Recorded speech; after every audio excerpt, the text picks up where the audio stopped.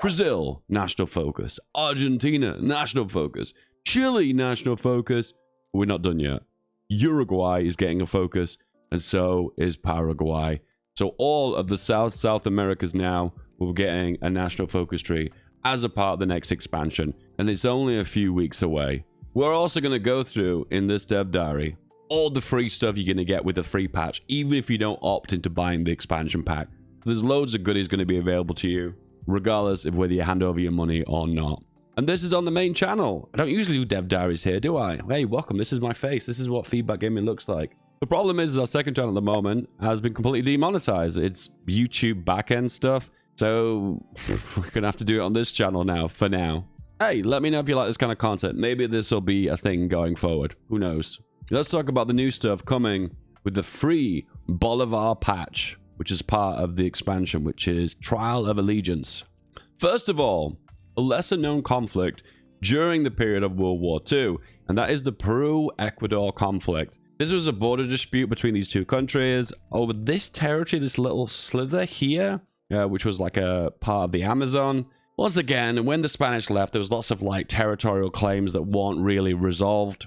And there's one happening today that dates back all to the colonial era as well, between Venezuela and Uruguay, which will dip our toe into that a little bit later. But what we do there is we have the option to declare war, but it is a limited war. It is a localized war. It's not a war that will create World War II, because you can see here, neither side can actually join a faction. Actually, it specifically says this is declared by Ecuador on Peru. Maybe the other side, Peru, could join a faction. Because one of the issues you run into is you're doing your own thing in South America or Asia or whatever, and all of a sudden, world tension gets too high, and the Britain's like, you know what? We don't like wars. No more wars. And all of a sudden, they join the Allies, then you join the Axis, and then you get like this little World War II that happens in whatever region of the world you're in. Maybe with this new rule here, can join factions? No. Maybe modders could implement the idea of more limited wars happening around the world that won't necessarily cause World War II. I like the idea behind this as well. So you've got the option here to secure that specific region. Will this actually be a war? I'm not certain, but it does give you a massive attack and defense bonus based on core territory. So these regions are hard to fight in. There's lots of rivers, there's lots of jungles. Attacking in these regions is difficult, so they're giving you a big attack bonus. With this, you can enforce your demands or withdraw if it's not working out for you. You know, one thing I would like to see more is command power getting used. I don't understand why it's always political power. Command power is only used for like your high command, and it is used for your force attack and last stand. It'd be kind of cool if you used it more for decisions, military-esque decisions. You know, it seems strange that command power is just something that's kind of ignored. I like to get used more because I like to care more about command power. At the moment, I don't invest into it, so I don't really care. Yeah, make command power more important.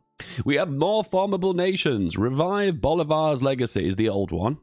So that basically takes you from Peru all the way up to Panama and cores it all, apart from the parts of Brazil. But now we have Revive the Confederation. So if you play Victoria 3 or Victoria 2, you'll know that there was a very short-lived union between Peru and Bolivia, and you can recreate that.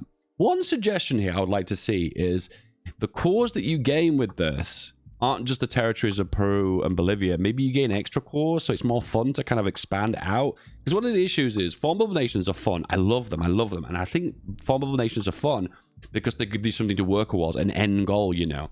But then when I've formed my nation, give me cores or outside of the land that I already own. This is kind of interesting because the three states are this one, and this one. Now, these are very small nations to begin with, so that's kind of difficult. But then you've got like big chunks of Venezuela. I think this is all Venezuela. And this chunk is Brazil. I like formable nations. But when you start off so unbelievably insignificant without a national focus tree, it's very difficult to form these nations. A bit like the kind of small formables that are in Siberia for Russia. They're cool that they exist, and I like that they exist. I love the flavor. But once again, when it's kind of like I have to glitch the game by, I don't know, pop it in Chinese manpower to be able to make a proper army, it becomes feels kind of exploitive, like I'm not actually playing the game proper, or I'm putting my hands together with historical turn-off and praying that, I don't know, the Soviet Union does something stupid. I don't know. So I like this.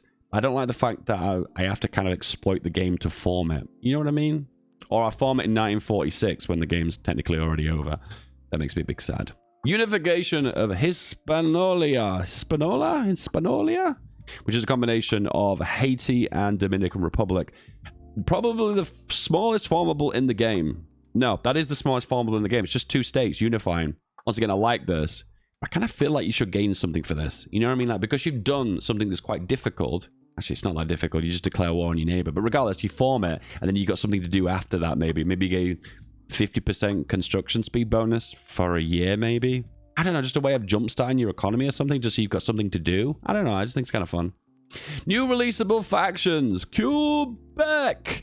So now you can punish the Canadians by releasing Quebec. The ultimate punishment for Canadians. No Canadian disagrees. We have Yucatan, which is kind of like, ooh, kind of like a, gives me flavor of the Aztecs and Mayans and Incas, you know. It makes me think of like the Native Americans, you know. The other Native Americans. Maybe this will be involved in a formable. We have the Republic of the Rio Grande. Oh, this is interesting because I don't know a lot about this nation or this region of Mexico. I presume there's probably a lot of Texan influence over the border. Another Alamo, maybe? Maybe. What do we have here? A new releasable nation, an Easter Island. So this is owned by Chile, I'm presuming. And you can release it, and it gains you this guy.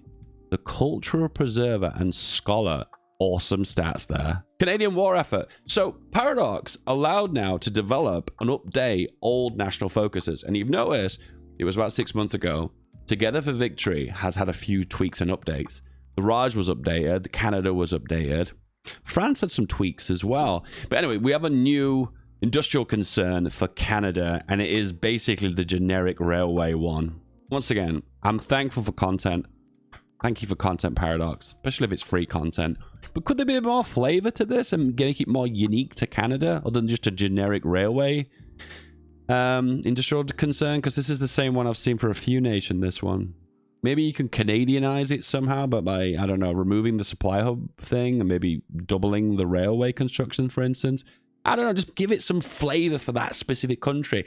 When I lick Canada, I taste a different flavor than I would have licked France, for instance. Make them just a little bit flavorful and different, other than just generic. I guess in a weird way, they're afraid they might go throw the balance of the game out, which is valid, I suppose. We also have traits now for all the Canadian leaders. So let's rate these guys out of... let's give them a tier list, shall we? So liberal cooperatives research is okay. Ideological drift is rubbish. Infrastructure is okay. This guy's a C tier. Next guy, we have the mobilization speed is kind of naff. Stability is okay. Data communism is naff. Online naff. God, this guy's a D tier. Next one, the Canadian Fuhrer. Oh, God, everyone loves this guy. The Canadian Walt Disney. Political power 50%. 50% is a decent amount. 5% war support. He's okay. Daily fascism support 0.2. B tier. We have the veteran communists. Hairline boy. I love this guy. Tim Buck. Stability 5%. Factory output 5%. That's okay. I think this guy may be a B tier. B plus maybe. Maybe an A. I don't know. This is probably the best one so far. Factory output is always a win-win situation. Especially if it's not just a flat increase as well, like this guy. Other than production efficiency cap is not a raw amount, but this is a raw amount, so that's better. Also, new focuses for Canada. Well, let's just have a little cheeky look and see if we can spot them. So this Dominion of Canadian Rifle Associations. Man, this is so colorful, is a new one. And that's all I can see. Oh, hang on. This one. Canadian Citizenship Act and the Newfoundland Act. So this is new. Oh. So this is the democratic path. Are they allowing you to get Newfoundland back? So this is the alternative historical, the alt history path. I also have the alt-light history. So you're still democratic Canada, but you're breaking away from Britain and you're kind of forming more of an alliance with North America. Yep, this is what it does. So when world tension is 15%, you got the option to make guns cheaper. That's pretty good. 5% XP is okay. Training time is 15%. 15% for Canada is actually quite high. That's kind of decent. It's okay. Next up, we also have the Canadian Citizenship Act. Yeah, I was right. This is a new one. Oh, we're lowering the British flag. Boo. 10% recruitable is huge for Canada because you have loads of manpower issues. Surrender limit plus 15%. That's weird because Canada is a hard nation to cap anyway because you either have to take Newfoundland all the way to the east, or you have to take... I always get Seattle mixed up to the west. Seattle... The western regions, British Columbia, shall we say. You usually have to go from coast to coast to cap them, but this means you have to take like northern territories. That makes Canada such a pain in the ass to take out. Interesting change. Research speed 5% is okay, and autonomy gain. Oh, so it's to break away you from Britain quicker, basically. It should basically, I don't like Britain, Canada path. And we also have the Newfoundland path, so good relations with Britain and America. and you've got the option to get back Newfoundland and Labrador, I presume. A few old focus have also been touched up, so I'll show a few of them. I presume that means that only small changes. We have a new 35-day focus. Well, it's not a new one, but it's been changed to 35 days, and it now gives you this guy. This is a smart decision. If the bonus it gives you is very small, a very small crumb, it shouldn't take you more than 35 days. So this is a really good decision. And also, this focus now gives you an extra trait for the father of Canadian welfare state, giving a big stability boost, and also Civ factories. That's cool. And also this final focus, the one that I thought was one of the most useless in the game. It used to give infrastructure, which was okay. Then it got downgraded to railways, which was awful. I mean, 1 railways over 3 regions is just a very small amount to get for a 70-day focus, but now it gives 2 civilian factories. That's a good decision. We're actually getting proper bonuses now, and it feels like it's more worthwhile. And we also have the Royal Canadian Mounted Police. Place your bets in the comment, guys. Is this going to be bicycle divisions, or is this going to be horse divisions? Horse or bike? Please vote below. We also have the option for a formable Central America. So that was already in the game. That was a really fun formable nation, by the way. One of the issues with the very small Central American nations is they have no manpower and no resources. But the idea is unifying all of that, getting all those cores, all those factories, all those manpowers is amazing. And now we have the option to incorporate Panama, which is America, and declare war on America, basically, or incorporate the Republican of Yucatan, which basically means take out Mexico. And it does what it says it is. It basically gives you the core. And it looks like it's free. I'm scared that now I've said that, they're going to spot that I've said that and add a political power cost for it. Why can't it be free? No, command power would be really good for this, actually. I think the issue, this is the big issue I've got, is we have political power that basically is everything. Everything costs fucking political power. And then command power is just sparsely used. Like, why don't you just balance it a little bit more by having more stuff that requires command power? I don't know, just so make command power important. I want to make command power feel useful in the game. It just doesn't get used enough. So that's my personal honest take on that. Use command power more. More command powers, please. Okay, we also have a new railway company for the USA. Buff for America again. And it is the generic train one again. Not much to say there. We also have some new operatives that can be unlocked. So I presume they are double agents from that said nation. So this is probably an Italian boyo. And there's a few pretty faces. Ooh, he's a bit different. Very nice. Moderate Viking. I know that guy. A naval trait rework. So my name is Moderate Viking. I recently joined the Hearts of Iron 4 team. As some of you may know, I have a bit of a thing for naval warfare. He does. He loves the naval game. And I wanted to retouch the Admiral trait tree. So this is the old trait tree. And this is the new one. So we play a game of Spot the Difference. So it does look like... It looks kind of like there's more traits. Oh, I see what's happened here. So one of the issues with the Admiral traits is some Admiral traits were near impossible to obtain through combat. And I'm going to take a guess it's probably stuff like Fleet Protector and Fly Swatter. They were really difficult to get. So you would rarely see Destroyer Leader or Cruiser Captain unless it was an Admiral that you started the game with that already had that said trait. So what they've done now is they've made Superior Tactician feed into Destroyer Leader. And Superior Tactician is so much more achievable. That is such a good change. We've also combined the Mine traits into one. It is quite possibly the best description in the game. So we have Mine Layer and Mine Sweeper. So where has it gone? I can't even see it. It's disappeared. Maybe they're not showing it. I think maybe it's down here. You can't see it. More Trial of Allegiance. And they've reworked the Amazon. Ooh, I'm going to have some strong opinions on this. Ooh. So you know me, guys. I don't sit here and just be like, well, expansion, more content for me, content creation, yay. I like to be critical because once again, I want the best game for me and also the best game for you guys. And if I just sit here and suck up to Paradox, that's not going to make that better game for all of us. And to be fair, maybe even Paradox could benefit from some of this info as well, because overall then they could make a better game.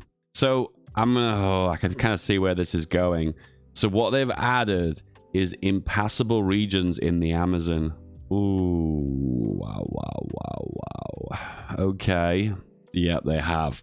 So now the vast majority of the Amazon is unreachable, but the main river connections is the ones you can access. Ooh, how do I feel about this?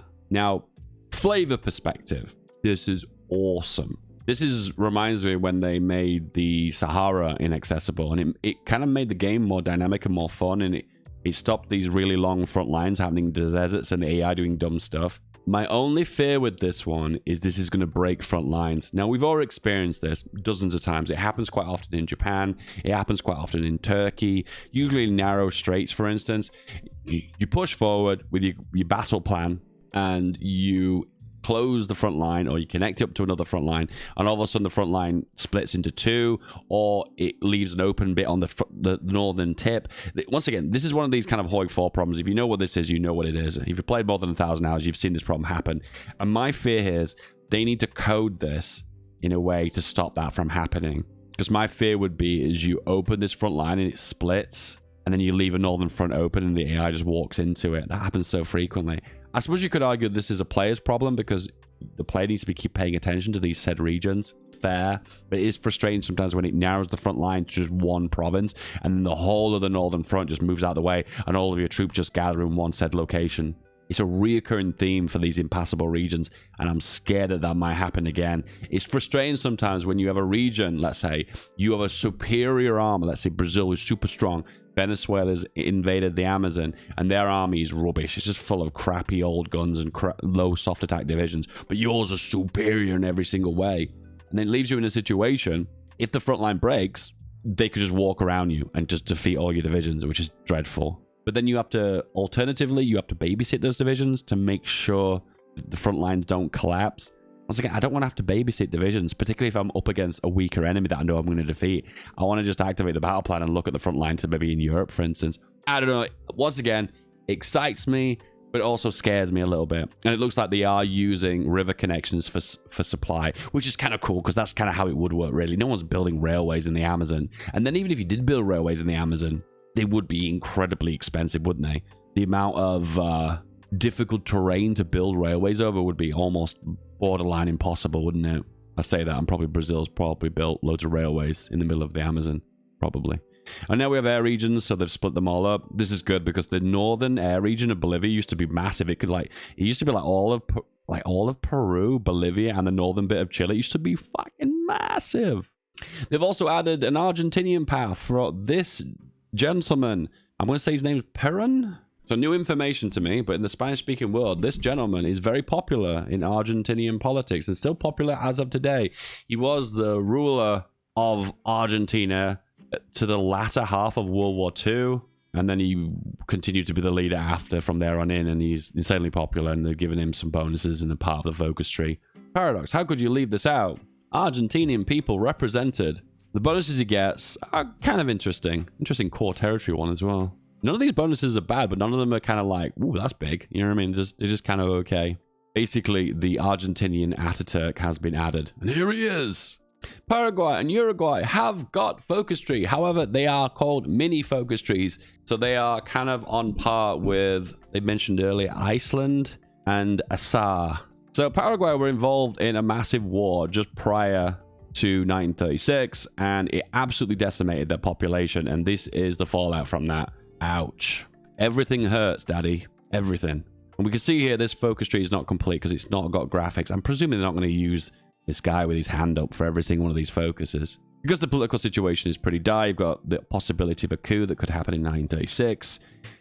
Potentially fixing the economy. This is actually a more detailed focus tree than I actually expected. I thought this was going to be a mini focus tree, but by the looks of things, just looking at it now, it's actually pretty big.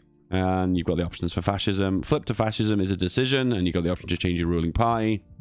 Will accept American funds, preventing joining factions for 210 days, gains American investment, reducing consumer goods by 15% and construction speed for 210 days. Ooh, that's good. I like that. I like that. These are big, worthwhile, meaningful bonuses, but it's a temporary bonus, so you don't get like 2 OP. That's really good. You have the option to eventually declare war in Brazil. Look at the size of this Paraguay. Paraguay. Damn. And there's a possibility of a coup. And this is a communist coup. It's strange that they're adding communist paths for these small minor focus trees. But listen, if you're Paraguayan and you're happy with this, represent in the comments, okay? You clearly have not been forgotten about.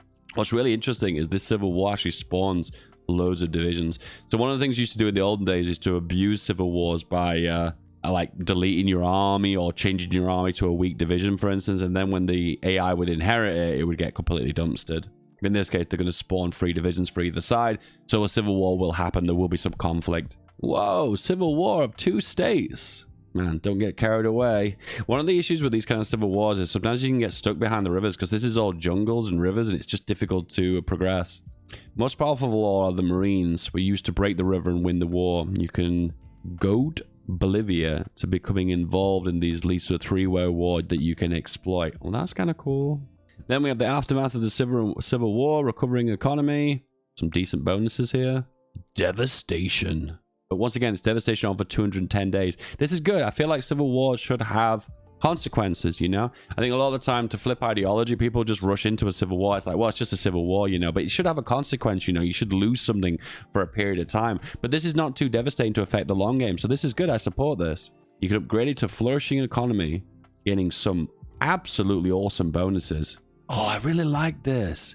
The idea of like creating this mini little economy that's absolutely booming. That's just so cool. And then we have Uruguay. Basically the Luxembourg of South America. But Luxembourg's already been forgotten. Ooh. Belgium people. How do you feel about this? Uruguay getting a focus tree before Belgium? Oof.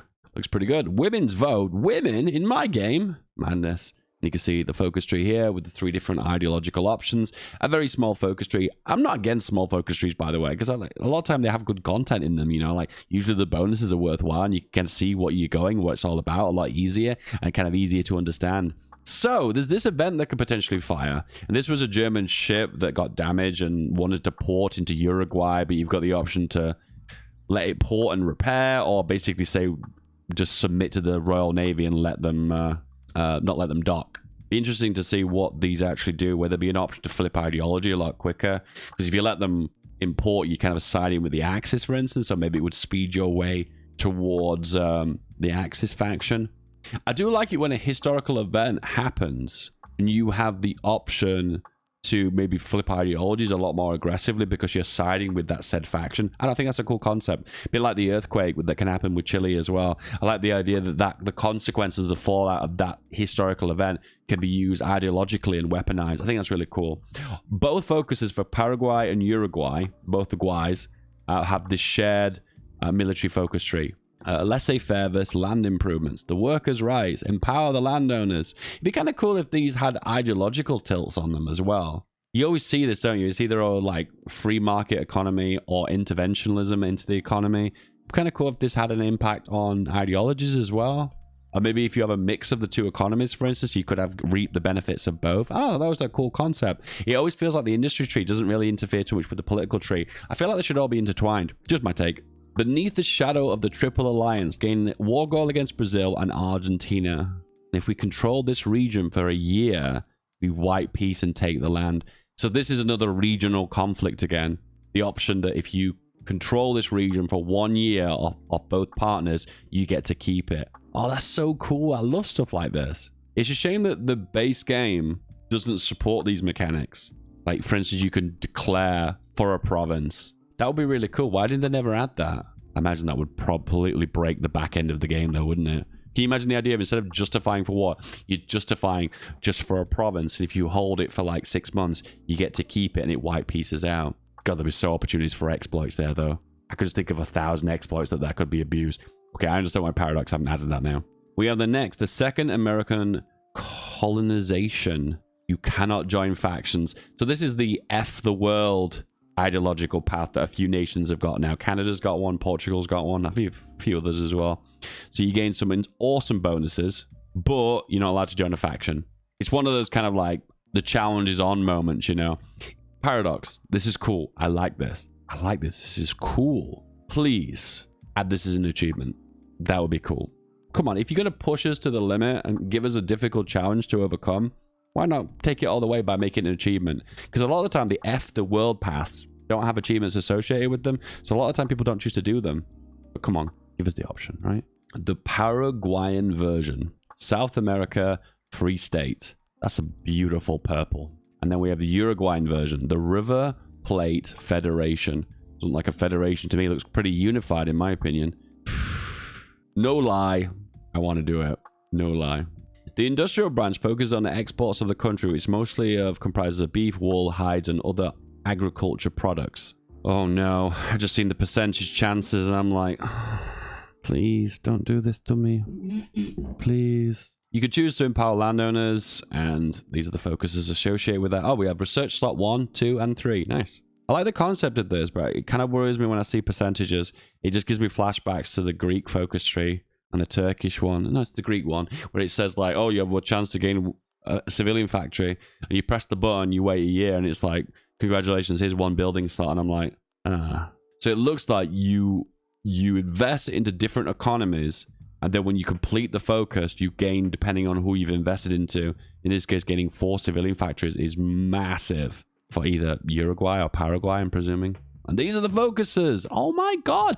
Guys, we are spoiled for content. Look at the size of these. The girth on that one. Honestly, this is amazing. For a small expansion, this is absolutely massive. I love these kind of dev diaries, because now we're starting to see what the expansion is going to look like. And once again, I don't get too excited over national focuses. However, we're getting smaller ones, more refined ones, one that have really good end game goals that can actually do cool and fun things. Of course, Iceland and Assar and some of the Chinese warlords, the end goal of those national focuses isn't that interesting. But clearly, when we can unify a lot of South America, I mean, it's a little bit ahistorical, just a little bit. But, I mean, it gives us a goal to work towards, and that's probably going to be one of my first goals. I want to unify that continent. Next week, we'll be focused on the alt history for Brazil. And Brazil is probably the focus tree that everyone's most excited about, because it has the biggest player base for Hoi 4 that's part of this expansion. Guys, this is not the kind of content I do on this channel. If this is what you're into, don't forget to like and subscribe. Let me know what you're excited about in the comments. If you want more content, give this one a click here. This one right here. This one. Give it a click. And I'll see you guys next time. Bye-bye.